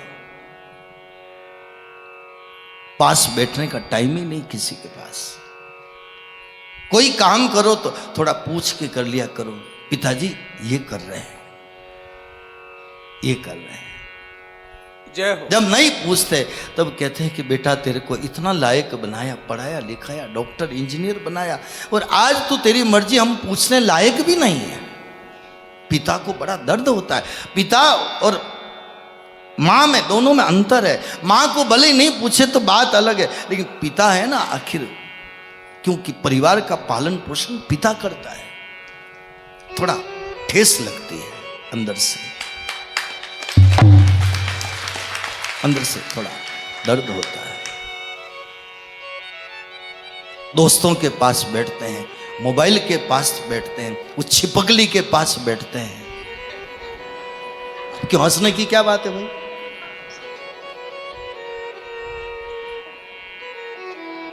कभी पिता के पास भी बैठो, पूछो उनके हालचाल। कुछ नहीं चाहते। कोई पिता अपने बेटे से दौलत नहीं चाहता, वो तो दौलत भी होती जो सब देता, ले बेटा। केवल बुढ़ापे में चाहता है आदर, मान, सम्मान, थोड़ा समय। बुजुर्गों को ज्यादा नहीं चाहिए, थोड़ी सी तक अगर समझ जाए ये कड़ी दर्द की बात। मैं तो कई और इसको बारीकी से कहता हूं, 4 बेटे हो, जमीन के बंटवारे में, मकान के बंटवारे में कभी भाई भाइयों में झगड़ा हो जाए, एक बेटा अलग नाराज होकर चला जाए, 3 बेटे एक साथ रहते हों, अस्पताल में पिता भर्ती हो जाए अथवा मां भर्ती हो जाए, 3 बेटे नारंगी लाएंगे, मौसम्बी लाएंगे, अंगूर लाएंगे, दवाई लाएंगे, ग्लूकोज लाएंगे, सब सेवा करेंगे, लेकिन उस मां के अंदर दर्द क्या है, उस पिता के अंदर दर्द क्या है? मेरा चौथा बेटा नहीं आया, मेरा चौथा बेटा नहीं आया। 3 सामने खड़े हैं, लेकिन उनका नहीं, मेरा चौथा बेटा नहीं आया। आप नारंगी खिलाओगे, क्या असर करेगी? आप मौसम्बी खिलाओगे, क्या असर करेगी? आप पिता के दर्द को कोई समझ ले, मां के दर्द को समझ ले कि अंदर पिताजी घुट रहे हैं, अस्पताल में है, लेकिन ये चाहते हैं मेरा वो बेटा आ जाए, और वो बेटा आके खड़ा रह जाएगा तो बिना ग्लूकोज के भी ताकत आ जाएगी। आज बुढ़ापे के दर्द को समझने वाले लोग कम हैं। बहुओं को चाहिए नहीं है, ऐसा निष्ठुर नहीं बनना। आखिर सास है, ससुर है, पिता है, मां है, पत्नी की जिम्मेदारी होती है, चाहे तो जोड़ के रख सकती है, लेकिन ये दर्द को कोई समझने वाले कोई जब होते हैं,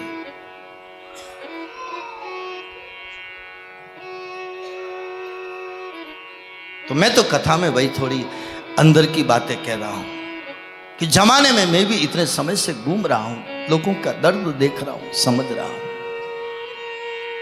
बुढ़ापे में जब बेटा सामने बोलता है, बेटा जब जवाब देता है, उस वक्त बाप को बहुत आघात लगता है। ऐसे ऐसे भी मैंने देखे हैं, ऐसे हमारे वहां हैं। 1 महीना होते ही और पिताजी को बेटा 10,000 रुपये दे देता है, पिताजी लो। मां को 10,000 रुपये देता है, मां ये ले, तेरे दान कर, तेरे पुण्य कर, तेरे मंदिर जा, तेरे कुछ भी करो, ये आपके हैं। हर महीना होते ही जैसे आ जाते खाते में, ऐसे मैंने देखे हैं हमारे वहां। तो मेरा आपसे यही कहना है, इन उम्र के साथ कल आपकी भी उम्र आ रही है, क्यारा पीता पीता आ रहा है। आज जैसे देखेंगे कल वैसा ही आपको भी भोगना पड़ेगा। कर्म कभी छूटेगा नहीं, कभी कर्म छूटेगा। ये कर्म भूमि है। दुनिया क्या है? संसार ये कर्म भूमि है। इसलिए भगवान कृष्ण गीता में यही कहते हैं, कर्मण्येवाधिका रस्ते मां फलेषु कदाचन। हे अर्जुन, तू कर्म कर, सोच समझ के कर, कल तेरे को भी भोगना है। फल की इच्छा मत कर। तो जो कर्म हम करते हैं ब्याज समेत वापस मिलेगा। इसलिए बैंक में 2 खिड़कियां होती है, कैश जमा कराओ, लेकिन एक खिड़की होती है भुगतान। भुगतान का मतलब भुगतना। जितना खाते में जमा कराया है उतना वहां से मिलेगा। भुगतान भुगतान भुगतान, भुगतने से भुगतान है। दशरथ जी को भोगना पड़ा। क्या क्या मैं उदाहरण दूं आपके सामने। अरे भगवान कृष्ण को भोगना पड़ा। भगवान कृष्ण के जब सोमनाथ में तीर मारा तो वहां क्या कहा था? जरा नाम के व्याध ने, पढ़ो भागवत में, कहा प्रभु मुझे क्षमा करो। आज भी उसकी मूर्ति लगी हुई है प्रभास क्षेत्र सोमनाथ में। प्रभु मुझे मालूम नहीं था, मैंने आपके एड़ी में तीर मार दिया। भगवान क्या बोले? उस पीपल के पेड़ के नीचे बालका तीर्थ, उस जगह का नाम। नहीं भैया, ऐसी बात नहीं है। पूर्व जन्म में मैं राम था और तू बाली था, मैंने भी तो तेरे को तीर मारा है। जय हो। कर्म का हिसाब तो मुझे भी भोगना है। मैंने जिसको तीर मारा वो भी मुझे तीर मारेगा। आज नहीं तो कल भोगना है। थोड़ी प्रतीक्षा प्रतीक्षा। और वही है किष्किंधा नगरी, हॉस्पेट आपके पास में। तो भागवत के सभी प्रमाण हमें कहते हैं। भीष्म पितामह ले लो, बाणों की शैया पर सोए, अर्जुन ने बाण मारे। जब उसके ऊपर सोए, भगवान कृष्ण खड़े पास में, द्रौपदी खड़ी, कुंती जी खड़ी, 5 पांडव खड़े। प्यास लगी अर्जुन को। अर्जुन को कहा अर्जुन प्यास लगी है, और उसी वक्त तीर मारा, गंगा खलक गई और सीधी आई गंगा पुत्र भीष्म के मुंह में, कुरुक्षेत्र में। जो कोई पानीपत हरियाणा कुरुक्षेत्र गया होगा, नहीं तो जाके देख लो। हम पंजाब में गए थे तो उस वक्त जाके आए। वो जगह आज भी है। भीष्म दादा ने पूछा, गोविंद आपके दर्शन के इतने आसान नहीं है, कितनी पीड़ा सहन करनी पड़ती है, तब आपके दर्शन होते हैं। जय हो। इन भागवत के प्रसंग को देखो। हम सोचे आराम से कोई भगवान मिल जाए, मैं तो नहीं मानता, मैं तो नहीं मानता। बिना दुख के एक संसार में बच्चा भी नहीं मिल सकता, तो बताओ भगवान कैसे मिलेगा? बाणों की सैया, एक सुई चुभे तो कितनी पीड़ा, और पूरे शरीर में बाण लगे हुए। अभी मेरा गोविंद नहीं आया, अभी मेरा गोविंद नहीं आया। जय हो। इतनी पीड़ा 56 दिन तक भीष्म पितामह ने पीड़ा भोगी है। क्यों? मेरा द्वारिकाधीश नहीं आया। जब भगवान आए, भीष्म दादा ने पूछा, गोविंद ये बाणों की शैया के ऊपर इतनी पीड़ा हो रही है, पूरे शरीर में बाण है, ये कौन से पाप की सजा है, कौन से कर्म की सजा है? वहां पर द्वारिकाधीश कहते हैं, दादा इस संसार में बिना कर्म के कोई सजा पाता ही नहीं। जय हो। सब कर्म करते हैं, लेकिन सजा हंस हंस के कर्म करते हैं। जब पाप की सजा मिलती है तब सब रोते हैं। कर्म करते वक्त सावधान नहीं है, हंस हंस के पाप करते हैं।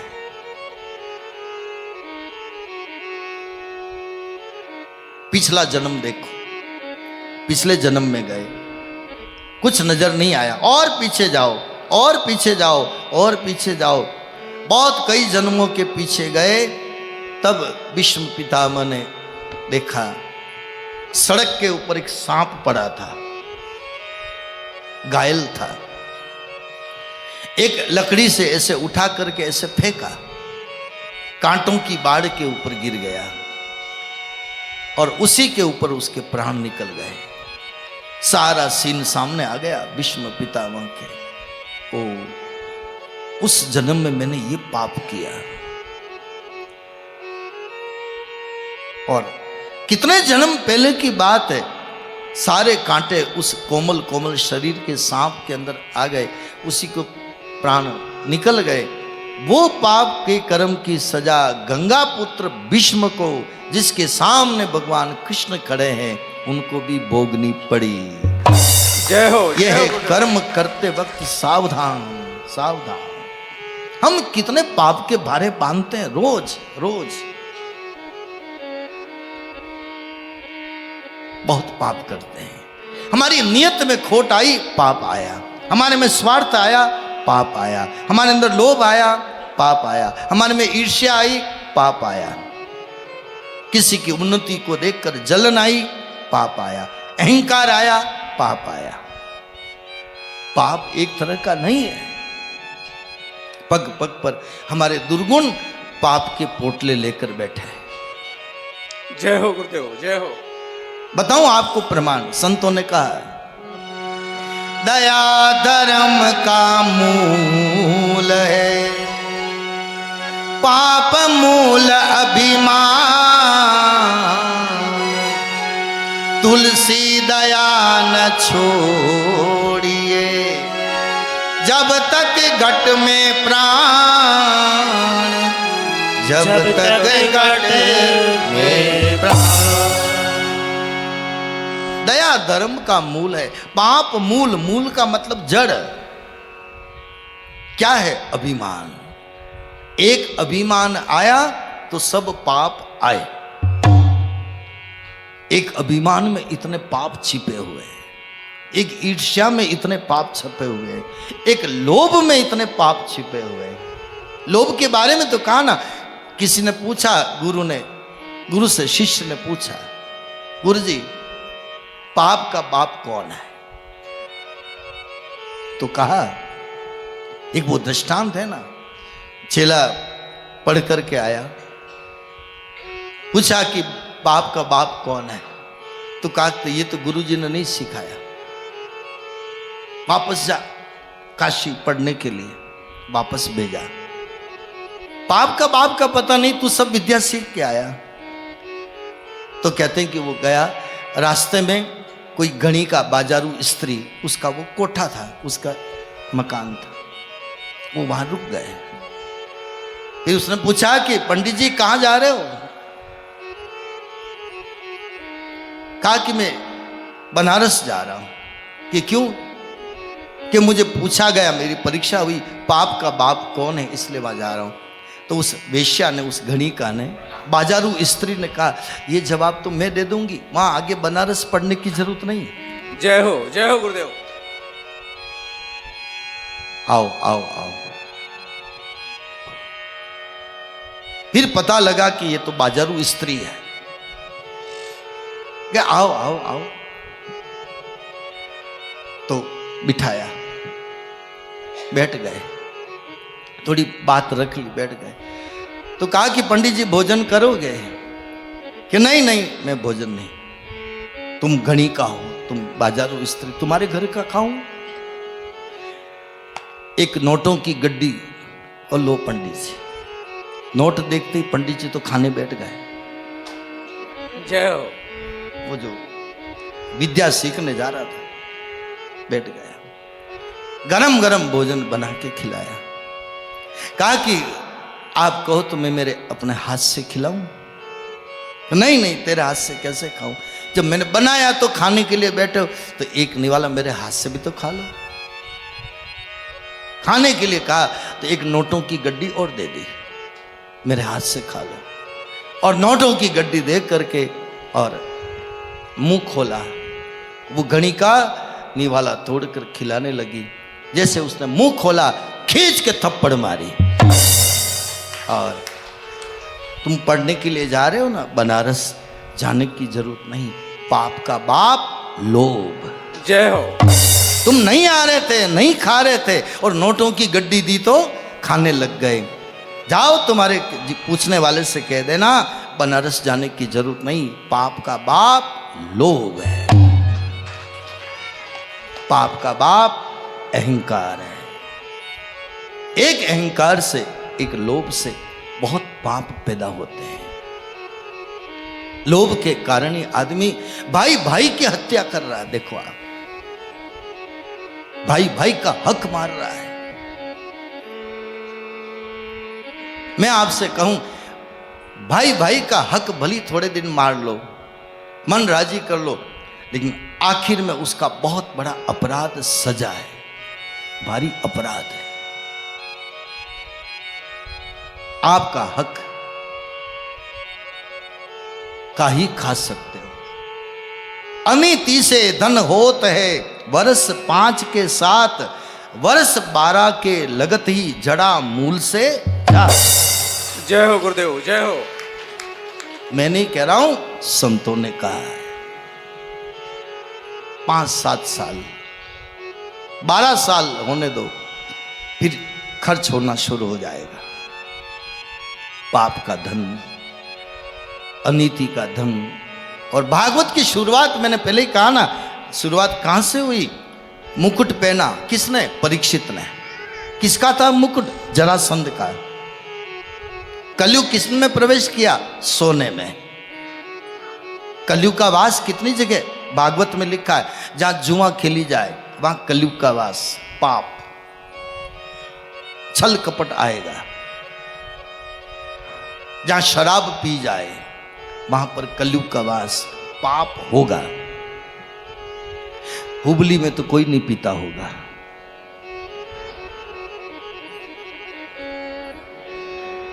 पता नहीं भाई। शराब पी जाए, शराब अनर्थ है, पाप है।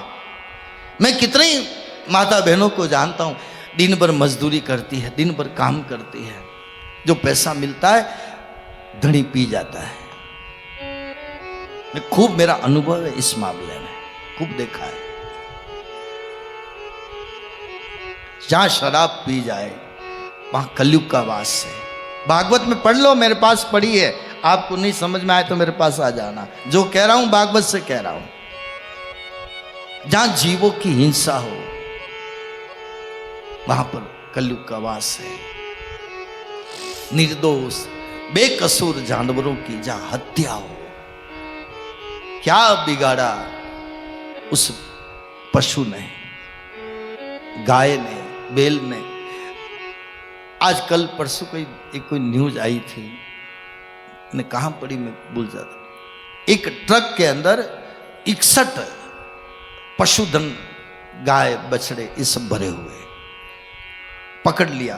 वो टकरा गई गाड़ी, एक्सीडेंट हो गया, वो पकड़ में आई। 61 जानवर, गाय बैल भरे हुए एक ट्रक में, ठूस ठूस के।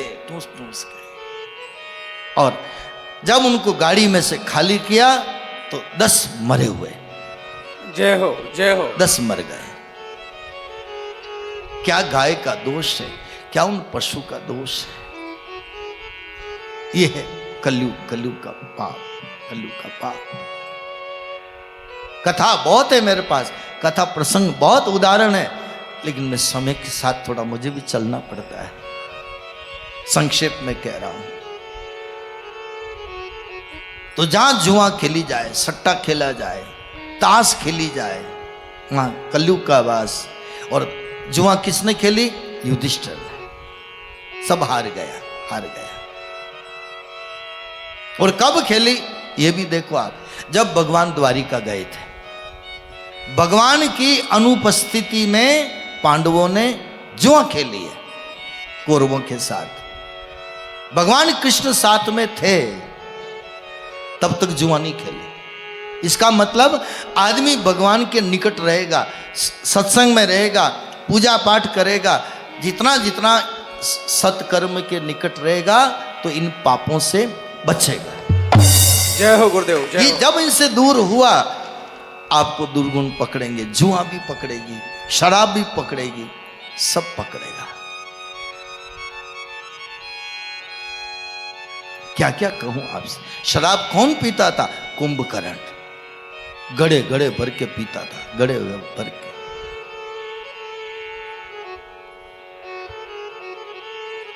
जुआ ऐसा चस्का है जिसको लग जाता है घर बर्बाद कर देता है। मेहनत करना कोई नहीं चाहता, जल्दी रुपया सबको चाहिए। लगाओ दाव पर, लगाओ दाव पर, लगाओ दाव पर, और पूरा विनाश हुआ है जुआ खेलने वाले का। तो भागवत में लिखा है जुआ खेली जाए, शराब पी जाए, जीवों की हत्या हो और बाजारू स्त्रियों का संग हो, वहां पर कलयुग का वास। लेकिन चारों स्थान गंदे हैं, वहां पर कभी प्रभु की भक्ति नहीं हो सकती। ये स्थान जहां देखने को मिले समझना प्रभु की भक्ति कोसों दूर है, कोसों दूर है। और पांचवा, सोने में कलयुग का वास है। सोने का मतलब आप लोग सोना पहन रहे हो, मेहनत का है तो कलयुग का वास नहीं है। अगर पाप का है, अनीति का है, छल का है, कपट का है, किसी का छीना हुआ है, किसी का हक का है, तो कलयुग का वास है, वो आपका विनाश करेगा। मेहनत करके आपने माथे का बोर बनाया, कानों की झुमकियां बनाई, तो कोई दोष नहीं है। पाप का पैसा, पाप का पैसा। और आज तो अभी तो देखो, जहां देखो वहां पाप पाप पाप। और ये पाप का सोने में निवास किया, सोने का मुकुट पहना परीक्षित ने। परीक्षित ने जैसे पहना, कलयुग प्रवेश कर गया, शिकार करने गया, सांप मरा हुआ डाला, ऋषि का श्राप मिला, सुखदेव जी आए और भागवत सुनाई। वापस घूम के बात वहीं आ रही। देखो, भागवत का मतलब मुकुट में आया, सोने में कलयुग का वास। मेहनत की मिर्ची रोटी अच्छी है, बेईमानी का हलवा पूड़ी भी ठीक नहीं है। मिर्ची रोटी खाने में शांति है। इसलिए मैं तो कई लोग, मैं जन के भी घर गया हूं, सबको मालूम है मैं कितना खाता हूं, क्या खाता हूं। जिन्होंने खिलाया उनको मालूम है। मेरा सब्जी रोटी से वास्ता है। आप मीठा बनाते हो, थोड़ा सा मान रख लेता हूं, बाकी मुझे जरूरत नहीं है। सब्जी रोटी पर्याप्त है। जय हो गुरुदेव। कोई मुझे हलवा पूड़ी की भूख नहीं है। न फूलों की माला चाहिए, न कोई हलवा पूड़ी चाहिए, न कोई मुझे किसी चीज की जरूरत है। मैं आया हूं तो चाहूं कि कुछ इन ग्रंथों का सार आपके बीच में दूं। और आए हैं तो रोटी तो खानी पड़ेगी। टिफिन हमारे वहां से थोड़ी आएगा। फिर भी कई माता बहनें, भाई लोग पूछते आप क्या खाओगे, आपके लिए क्या बनाऊं, क्या बनाऊं। मैं क्यों, नाम मत लो, जो बनाना जो बनाओ। एक बार बोला था जोधपुर में, तभी से मुझे याद है। जोधपुर की बात मैंने सुनाई होगी, मुझे याद नहीं। जोधपुर में कथा करने गया तो एक माताजी ने मुझे कहा कि बेटा मेरे घर आना भोजन करने में। कहा आ जाएंगे। तो कहा कि सब्जी क्या बनाऊं। तो मैंने कहा माता जी क्या बनाऊं। नवंबर दिसंबर का महीना था तो अच्छे मटर आ रहे थे, हरे हरे मटर। तो मैं कहा मटर ले आना। तो वो माता जी 80-85 साल की, मटर लाई। फिर वो छील रही थी, मैं गया उनके घर, छील रही थी। तो उन्होंने मटर छील लिए, कहा कि मैं सब्जी बना दूं। मैं कहा तुम बैठ जाओ, उनको बिठा दिया। फिर मैंने सब्जी बनाई, फिर मैंने आटा गूंदा कि आटा मैं कर दूं। मैं कहा नहीं तुम नहीं करना, तुम तो बैठो, आज मैं बनाऊंगा। तो मैंने आटा मार करके वो रोटी बनाई, सब्जी बनाई, खाया। उन्होंने खाया, हमने भी खाया। फिर कथा में आके सबको बोले महाराज तुम्हारे घर आया, महाराज तो मेरे घर आके रोटी बनाई, सब्जी बनाई। और फिर कहा महाराज को तो मटर बहुत पसंद है। ए मारी माँ, अब मैं जिसके घर जाऊं मटर, जिसके घर जाऊं मटर, जिसके घर जाऊं मटर। ए हमारी माँ दूसरी सब्जी भी तो बना। जय हो गुरुदेव। तब से मैं किसी को नहीं कहता थारी मर्जी आ जाओ बनाओ। क्या कहूं भाई, क्या कहूं। आनंद आता है आपके बीच बात करने का, झूठ बात नहीं, हकीकत है, सब हकीकत है। तो मैं आया हूं कुछ देने के लिए, और आप 3 घंटे 2 घंटे जो भी है आप ले रहे हो। आप हमारे इतने इतने महानुभाव भी आते हैं और समय निकाल के आ रहे हो।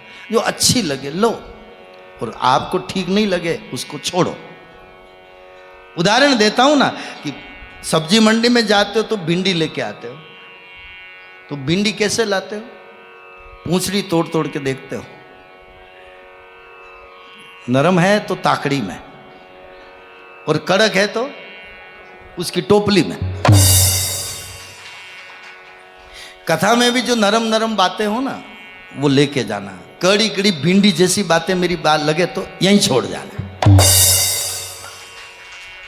कुछ बात वैसे तो ऐसा नहीं कहते हैं, फिर भी कुछ ऐसा आपको दिल को लगे तो ऐसा भाव मेरा नहीं है। तो आज घड़ी भी अपना कांटा बता रही है।